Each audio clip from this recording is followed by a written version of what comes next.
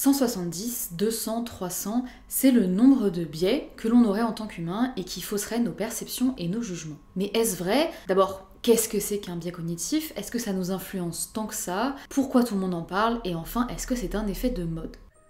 Bienvenue dans la saison 2 de CamConf, le podcast. Enchantée, moi c'est Camille et je suis psychologue. La psychologie, c'est ma passion. Et aujourd'hui, j'ai envie de la partager avec vous. Si ça vous tente, je vous propose une thématique, des questions associées, et on en discute. Réglez le volume de vos écouteurs, car vous et moi, nous allons plonger dans les profondeurs du cerveau et explorer l'esprit humain dans toute sa complexité.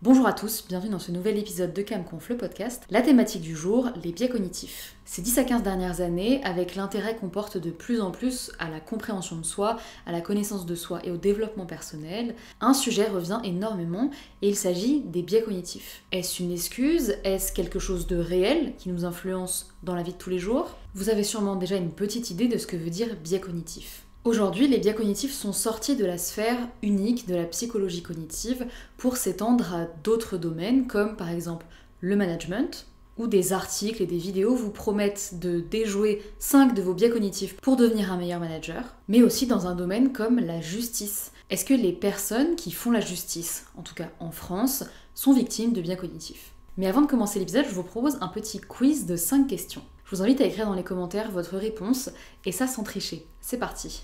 Imaginez que vous êtes au travail. Un de vos collègues préférés fait une présentation devant plein de personnes, mais commet une erreur assez flagrante. Qu'est-ce que vous allez penser de cette personne? Bon, c'est pas grave, tout le monde peut se tromper, tout le monde a le droit de faire des erreurs. Ou alors, cette personne n'a malheureusement pas assez de compétences pour parler de ce sujet. S'il s'agit d'une personne que vous avez appréciée, vous avez sûrement pensé que tout le monde avait le droit de faire des erreurs, et cette réponse, elle peut révéler ce qu'on appelle l'effet de halo, qui est un biais qui consiste à étendre une caractéristique d'une personne à toute sa personne. Par exemple, j'en parle dans mon dernier épisode de podcast, une personne est jolie, et sous prétexte qu'elle est jolie, on va lui attribuer des caractéristiques positives. Elle est sympathique, elle est agréable à vivre, elle est courageuse, elle est gentille, elle est drôle. Alors que la beauté n'est absolument pas un prédicteur de toutes ces caractéristiques. Et donc, si on ramène à l'exemple, le fait que vous trouviez votre collègue sympathique peut vous amener à transposer sur lui des qualités, comme par exemple être capable de savoir faire une présentation en public, ou être compétent sur le sujet qu'il est en train de présenter, et donc vous lui accorderez plus facilement le bénéfice du doute. Deuxième question. À votre avis, combien pèse un cheval? Je vous laisse quelques secondes pour répondre. Deuxième question bis. À votre avis, est-ce qu'un cheval pèse plus ou moins de 900 kg? Alors, plus, moins? En vous posant ces deux questions, la première sans indication et la deuxième avec une indication de la réponse, révèle ce qu'on appelle l'effet d'ancrage. Dans la première question, il n'y a pas d'encre. L'encre, c'est le chiffre que je vais positionner dans votre tête pour que vous puissiez donner votre réponse. Dans la première question, il n'y a pas d'encre, or dans la deuxième, il y en a une, et c'est 900 kg. Et si vous savez, j'ai moi-même un cheval et je monte, donc si vous me connaissez, vous allez vous dire, si elle nous a donné une encre, c'est-à-dire 900 kg, c'est sûrement que la réponse ne doit pas être très loin. Et donc vous serez plus susceptible de faire tendre votre réponse vers l'encre que je vous ai donnée. Cet effet est également visible par exemple lorsqu'on fait du shopping et qu'on voit sur une étiquette qu'un produit était à 100 € et qu'il est soldé à 60 €. L'encre positionnée à 100 € nous donne l'impression que le prix est vraiment bas. Troisième question, sur une échelle de 1 à 10, à combien estimez-vous votre niveau d'expertise sur le sujet des biais cognitifs?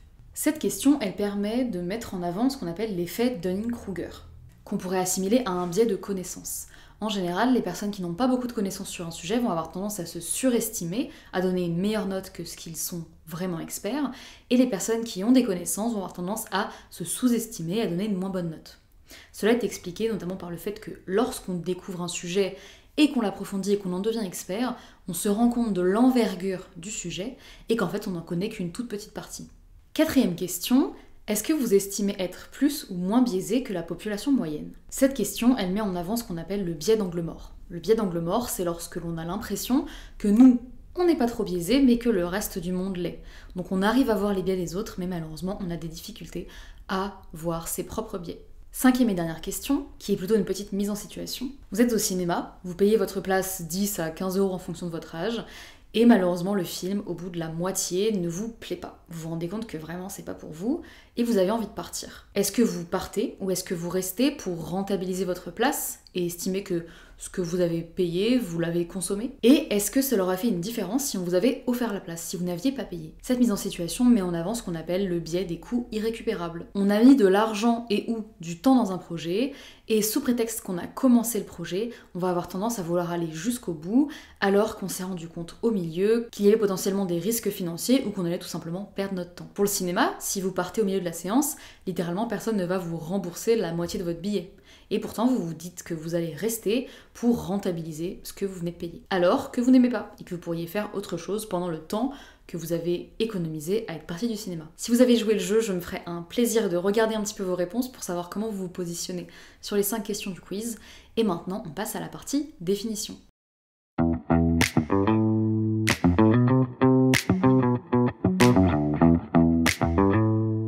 Un biais cognitif, c'est une distorsion de la réalité et une illusion cognitive qui conduit à des perceptions, des jugements et des souvenirs qui dévient systématiquement de la réalité. Un autre élément de définition pour comprendre, un biais, c'est une erreur systématique de raisonnement due à une heuristique. Vous allez me dire maintenant, Camille, c'est bien gentil de nous avoir donné la définition, mais dans la définition, il y a un mot que je comprends pas, c'est le mot heuristique. Je vous explique tout de suite. Une heuristique, c'est un raisonnement court, facile et rapide. Et nous utilisons des heuristiques tous les jours, tout le temps, pour percevoir, façonner nos jugements et prendre des décisions. Pour vous donner un exemple, on va prendre la métaphore de la marche pour comprendre cette façon de raisonner qui n'est forcément pas très visible vu que c'est dans notre tête. Un jour, vous avez appris à marcher. Vous avez trébuché sur un objet, vous n'avez pas levé suffisamment le pied alors qu'il y avait un objet devant vous, vous êtes tombé, vous avez pleuré. Aujourd'hui, vous êtes un master de la marche. Vous êtes complètement expert, vous l'avez fait des centaines de milliers de fois, des centaines de milliers d'heures. Vous avez réussi à estimer de combien je dois lever mon pied quand je monte une marche, de quelle longueur de pas j'ai besoin pour être à l'aise, pour marcher vite, pour marcher lentement. Dans la marche, ce que vous faites aujourd'hui, c'est que vous ne réfléchissez plus littéralement à je pose un pied, je pose l'autre pied, je pose un pied. En fait, ça se fait automatiquement. Mais parfois, de temps en temps, vous trébuchez, vous tombez. Il y a encore des fois où vous avez encore un petit peu de mal à gérer l'environnement. Eh bien, on est sur le même principe pour la marche que pour les heuristiques. 99% du temps, ça marche, ça fonctionne, mon raisonnement est bon, mais 1% du temps, les automatismes qui vous servent tous les jours ne fonctionnent pas. Et c'est de ça dont on va parler aujourd'hui, le moment où les heuristiques ne fonctionnent plus et conduisent à des erreurs, ces fameux biais cognitifs.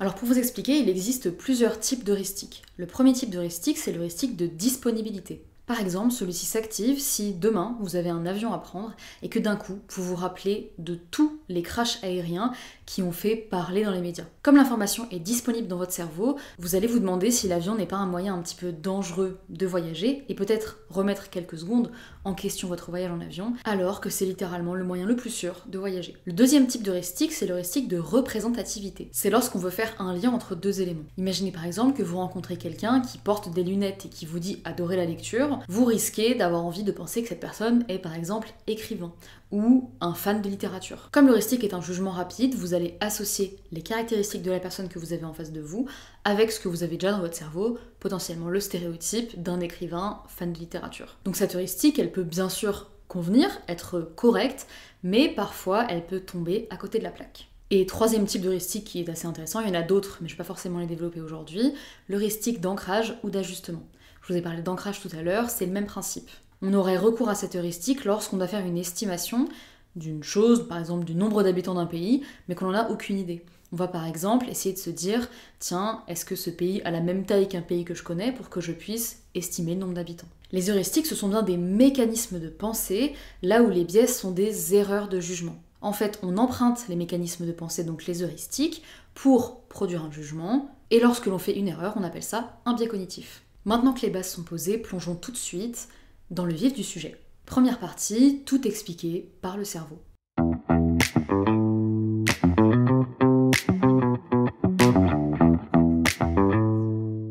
Pour reprendre le titre du dernier livre d'Albert Moukébert, docteur en neurosciences et psychologue clinicien, nous sommes dans une neuromania. Aujourd'hui, on veut tout expliquer par le cerveau. Et le mot neuro est utilisé à tout va. Bien sûr, le cerveau est un organe éminemment complexe que des tas de disciplines s'efforcent de comprendre de jour en jour. La psychologie, la neuropsychiatrie, la neuroanatomie, la neurobiologie et j'en passe ont pour objet principal d'étude le cerveau. Et même si le cerveau est un organe palpable, qu'on peut presque toucher, qui est composé de matière grise et de matière blanche, eh bien le fait que ce soit un objet physique peut faire qu'on se laisse tenter de tout expliquer par ce qui se passe littéralement à l'intérieur. Là où des découvertes sont purement anatomiques, comme par exemple le fait que nous ayons 2 hémisphères qui sont reliés au milieu par un corps calleux, ou encore le fait qu'il y ait plusieurs lobes dans notre cerveau, ou encore le fait qu'on ait de la matière grise et de la matière blanche dans le cerveau, ça, c'est des découvertes purement anatomiques qui relèvent du fonctionnement de ce qui se passe à l'intérieur. En revanche, pour tout ce qui est des fonctions cognitives, comme le raisonnement, la mémoire, les pensées,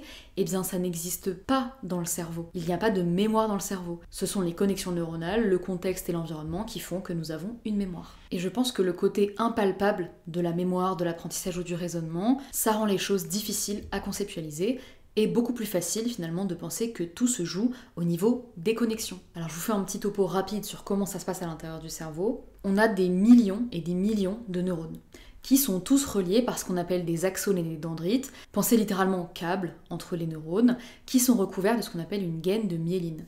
La myéline, c'est un isolant qui va permettre au message de passer rapidement d'un neurone à un autre. Il y a certaines zones que l'on pense être plutôt les zones visuelles, les zones auditives par exemple, mais cela est encore à nuancer. Je pense que ça peut même faire l'objet d'une conférence entière, voire d'un livre. Imaginez que vous êtes au feu rouge, vous voyez le feu passer au vert, vos yeux vont capter le message, les neurones de votre lobe occipital vont s'activer et aller jusqu'à la zone frontale pour vous dire que ça y est, vous pouvez marcher sur le passage piéton. Ça c'est bien sûr en mode très global, je vais pas rentrer dans les détails aujourd'hui, mais c'est pour vous donner une petite idée de comment ça marche. Et bien ce qui se passe, dans le cas des biais cognitifs, c'est qu'on voudrait expliquer un biais, peut-être trouver les neurones des biais cognitifs, je ne sais pas, et qu'on tente de les expliquer par tout ce côté cérébral. Alors que les biais, bien sûr que lorsqu'on réfléchit, il y a des choses qui se passent dans le cerveau, mais le contexte est vraiment extrêmement important. Si vous avez déjà écouté quelques-uns de mes épisodes, vous savez que le dualisme cartésien, qui a été bien évidemment une très grande avancée en philosophie et dans l'étude du corps,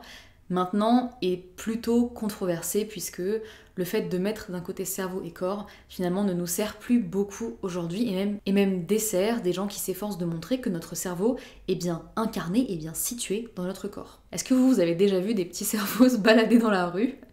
Tout seul sans corps, non bien évidemment, et c'est ce qu'il faut se mettre en tête, c'est que notre cerveau il est implanté dans un corps, et le corps a tout autant d'impact, n'est pas inférieur ou supérieur au cerveau. Et il y a d'ailleurs plusieurs facteurs qui influencent et qui augmentent la probabilité qu'on ait recours à des biais cognitifs. Et ces facteurs-là, ils viennent de l'extérieur, ils viennent du contexte. Le premier, c'est la pression temporelle. Si on vous donne une deadline pour faire quelque chose, qu'on vous met la pression, il y a vraiment beaucoup plus de chances que vous empruntiez des raccourcis de pensée rapide pour ne pas avoir à réfléchir puisque vous n'avez pas le temps. Et cela peut mener bien sûr à des mauvaises décisions puisque vous n'avez pas eu le temps de vous poser sur le problème. Par exemple, vous êtes en situation de crise et de stress au travail, on vous propose un devis pour faire votre projet à 10 000 € et comme vous n'avez pas le temps, vous prenez ce choix alors que la prestation ne vaut en vrai que la moitié par exemple. D'ailleurs, on peut relier ça avec le biais d'ancrage puisqu'on vous a posé un chiffre dans votre tête, en l'occurrence 10 000, qui va vous permettre après de faire des comparaisons. En tout cas, qui vous aurait permis de faire une comparaison si vous aviez eu le temps. Le deuxième facteur, c'est le manque d'information ou l'incertitude. Lorsqu'on n'a pas toutes les infos d'une situation, on a tendance à combler ce manque d'infos par des choses qui peuvent facilement être biaisées. Par exemple, lorsque vous prenez une décision d'acheter un objet, vous allez pouvoir être influencé plus par la réduction du prix que par les caractéristiques que présente vraiment l'objet. Le fait d'avoir des émotions très fortes peut aussi être un facteur qui influence l'utilisation de biais. Attention, là bien évidemment, je ne dis pas que les émotions et le raisonnement sont opposés, pas du tout, mais dans certains cas, par exemple de colère extrême, on peut avoir tendance à chercher des choses qui confirment pourquoi on est en colère. Autre facteur, les autres, tout simplement, les autres personnes qui peuvent nous obliger ou nous faire tendre à avoir un raisonnement qu'on n'aurait pas forcément eu. Tout ça par souci de conformisme et d'influence sociale. Je vous glisserai dans la barre d'infos si vous avez envie de l'écouter. Et enfin, dernier facteur, la surcharge cognitive et qui n'est pas des moindres.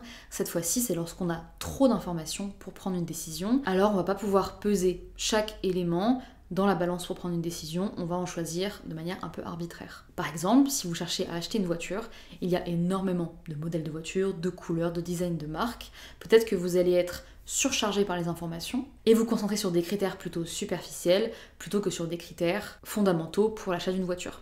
Par exemple, aller plutôt sur la couleur alors que vous devriez plutôt vous intéresser à la consommation. Quand je dis vous, je m'inclus bien là-dedans, parce que je suis aussi bien évidemment biaisée comme tout le monde. Et donc vous l'avez vu, l'utilisation de biais, c'est complètement multifactoriel. Il n'y a pas une seule cause qui nous permet de dire qu'on est biaisé. Et cette cause, c'est encore moins notre fonctionnement cérébral. Le fait de tout expliquer par le cerveau, je pense que c'est assez sexy. Il y a un côté peut-être scientifique où on se dit que expliquer par le cerveau, c'est forcément bon, puisque c'est des scientifiques qui l'ont dit, qui l'ont trouvé. Mais cette tendance à tout expliquer par le cerveau ne nous aide pas forcément pour inclure le contexte, l'environnement, et pour sortir du dualisme cartésien. Et enfin, je pense que c'est aussi très intéressant d'essayer d'expliquer les biais cognitifs par le cerveau, puisque c'est le substrat physique dont on a besoin, sur lequel on s'appuie, et qui est finalement vachement visuel et vachement représenté. Mais alors, si on n'explique pas les biais uniquement par ce qui est dans notre cerveau, eh bien, par quoi on l'explique ?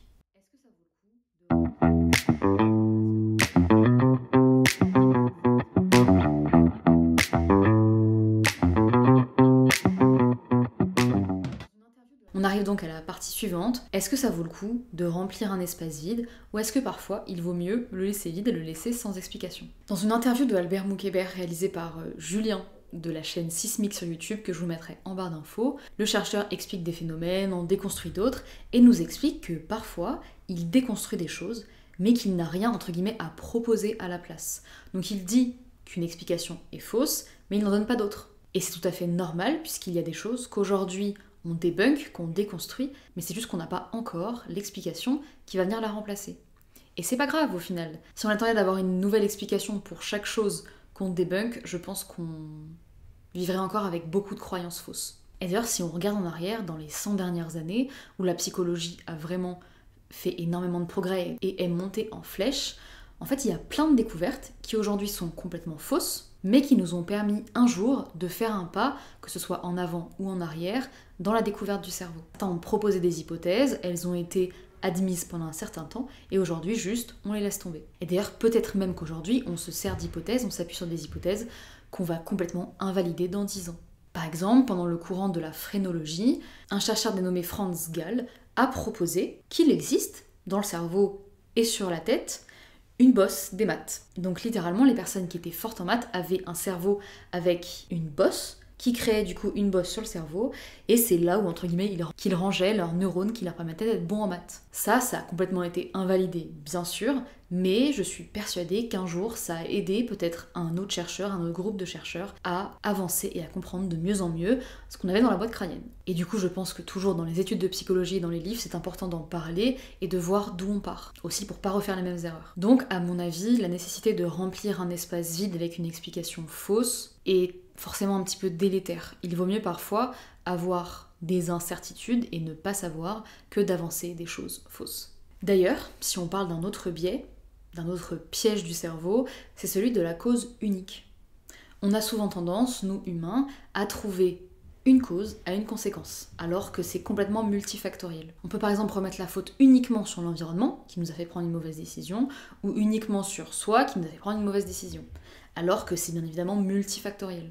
Et donc là, pour l'utilisation des biais, c'est la même chose. Si on prend uniquement le spectre cérébral, on passe à côté de beaucoup de choses.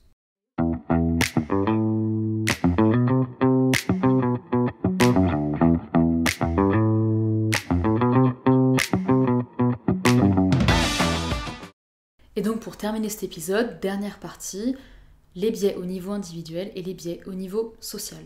Les biais, ils ont aussi été beaucoup répandus, on en a beaucoup parlé, parce que dans un monde où on va vers la compréhension de soi, où on essaye de découvrir qui on est, à travers des tests de personnalité ou d'autres, on crée un monde de plus en plus personnalisé, de plus en plus individualisé.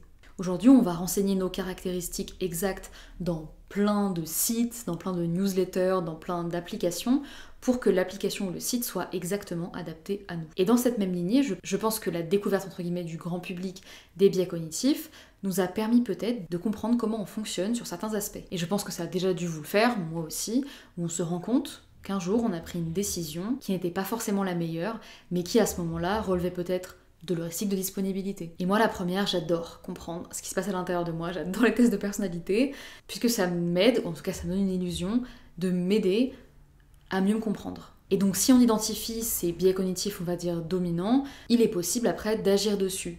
Et au lieu d'utiliser un raisonnement rapide, peut-être de prendre du recul, de plus se poser, de plus réfléchir aux décisions qu'on va prendre. D'ailleurs je parle de décisions, mais les biais agissent aussi sur la perception. Par exemple, lorsque l'on ne voit que des informations qui confirment notre position. Ça me fait penser d'ailleurs un petit peu aux algorithmes des réseaux sociaux où une fois qu'on a liké quelque chose qui donne un avis sur un sujet, eh bien le sujet va revenir avec les mêmes opinions et on va liker et finalement on va être dans une espèce de cercle, d'environnement fermé avec uniquement des personnes qui pensent comme nous. On est pile là sur le biais de confirmation. Et au niveau un petit peu plus global, social et sociétal, les biais, eh bien ils peuvent influencer des domaines de la vie comme la politique, les économies, la finance, la santé, l'environnement. Par exemple, les biais peuvent influencer nos opinions, avec le biais de confirmation dont je vous parlais tout de suite, notre manière de juger les autres, par exemple, en activant nos stéréotypes, ou encore nos comportements d'achat avec les biais d'ancrage. Et donc, leur compréhension permet à chacun de découvrir pourquoi et comment il voit certaines choses et il prend certaines décisions. Pour conclure l'épisode, les biais sont à la mode et tout le monde en parle puisqu'ils nous permettent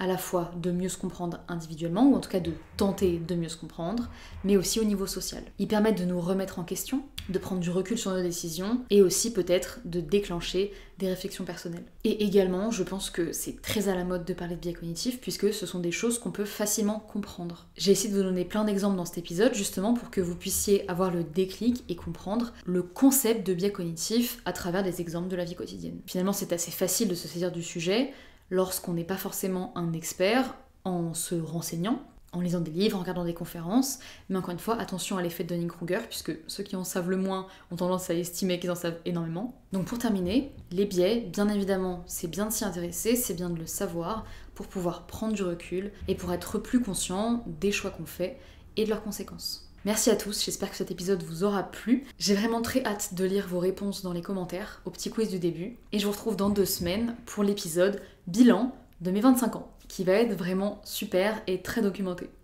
Voilà, j'espère que ça vous a plu, je vous souhaite une bonne journée, une bonne soirée. Bye bye!